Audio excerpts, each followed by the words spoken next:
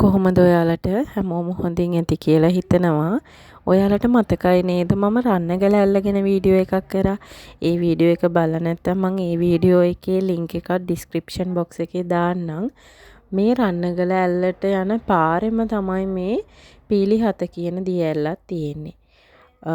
අපි මතුගම ඉඳන් යන විදිය තමයි මේ වීඩියෝ කරලා තින්නේ. මතුගම රවුන්ඩ් බවුඩ් එකෙන් නෑබඩ පාරට හැරිලා තමයි අපිට මේ පීලි 7 දිය ඇල්ලත් නරඹන්න යන්න තියෙන්නේ. අපිට නාන්නත් පුළුවන් පීලි 7 දිය ඇල්ලෙන්. ඇත්තටම ලස්සන දිය ඇල්ලක් විදියට අපිට පීලි 7 හඳුන්වන්න පුළුවන්. ටිකක් ගමන දුෂ්කරයි. අපි බලාගෙන යමුකෝ.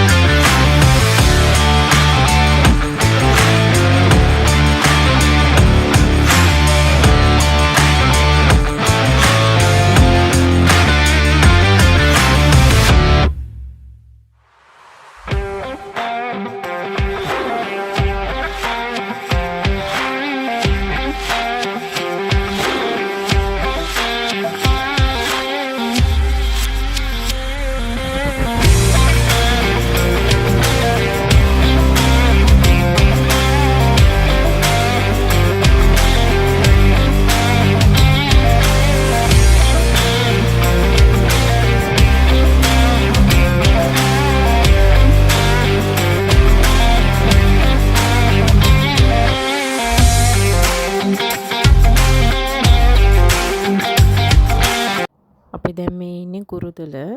මේ හන්දියෙන් අපි හරවන්න ඕනේ. මේ හන්දියෙන් හරවලා යනකොට අපිට මේ පාර හම්බ වෙනවා. ඒ පාර දිගේ දිගටම යන්න ඕනි. මම ඔයාලට ලොකේෂන් එකක් දාලා තියන්නම්.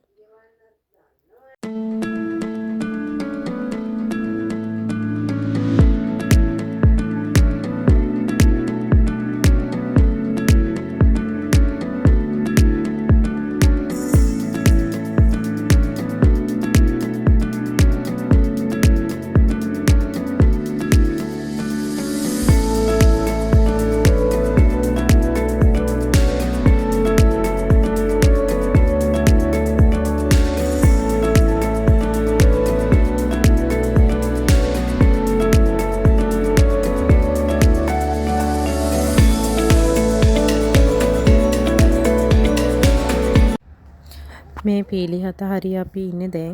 මෙතන ගෙදරක් තිබුණා. අපි ඒ ගෙදර බයික් දාලා මේ අඩිපාර දිගේ දැන් දිය ඇල්ල බලන්න යන ගමන් ඉන්නේ. පේනව නේද මං කලින් වීඩියෝ එක ආරම්භයේදීම කිව්වනේ ඔයාලට ටිකක් ගමන දුෂ්කරයි කියලා. මේ විදියට තමයි අපිට යන්න තියෙන්නේ. මෙහෙම ගියාට පස්සේ වතුර වලවල් වලින් පැනලා ඒ දිය ඇල්ලෙම කොටස් තමයි මේකේ නමත් පීලි 7නේ. පීලි 7ක් උඩට වෙන්න තියෙනවා කියලා කියනවා. මම එච්චර උඩට ගිහින් නැහැ.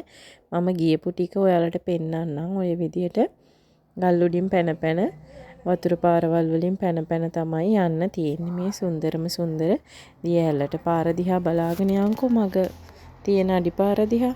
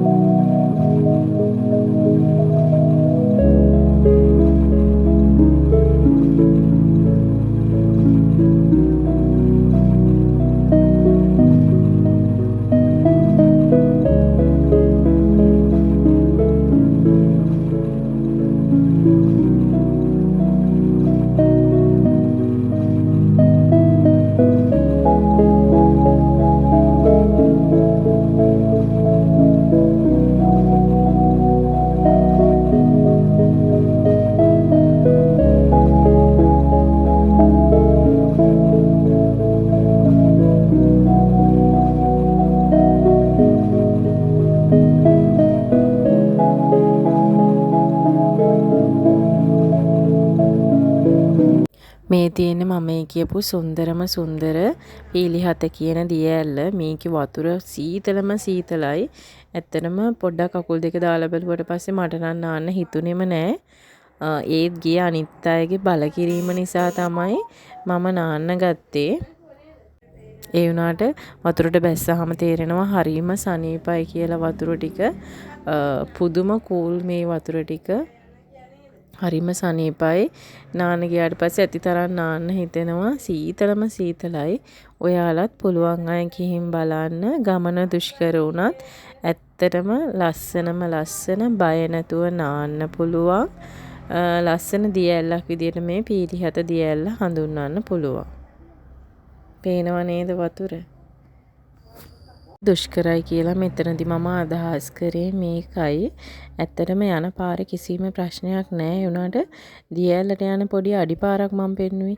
ඒක ගල් උඩින් නැගලා දිය පාරවල් උඩින් නැගලා ඒ විදියට තමයි යන්න ඕනේ. කූඩැල්ලෝ එහෙමත් ටිකක් ඉන්නවා. ඒ වගේම ඒ ගලොත් ලිස්සන සුළුයි. ඒ නිසා ඉතා ප්‍රවේශමෙන් යන්න ඕනි. ඒක තමයි මම ගමන දුෂ්කරයි කියලා අදහස් කරේ. ආයෙත් මේ වගේ වීඩියෝ එකකින් නැවත හමු වෙමු. මගේ වීඩියෝ එක හොඳයි නම් මේ වගේ වීඩියෝ තව බලන්න ආස නම් මගේ channel එක subscribe කරලා bell icon එකත් press කරන්න කියලා ආදරයෙන් ඉල්ලා සිටිනවා.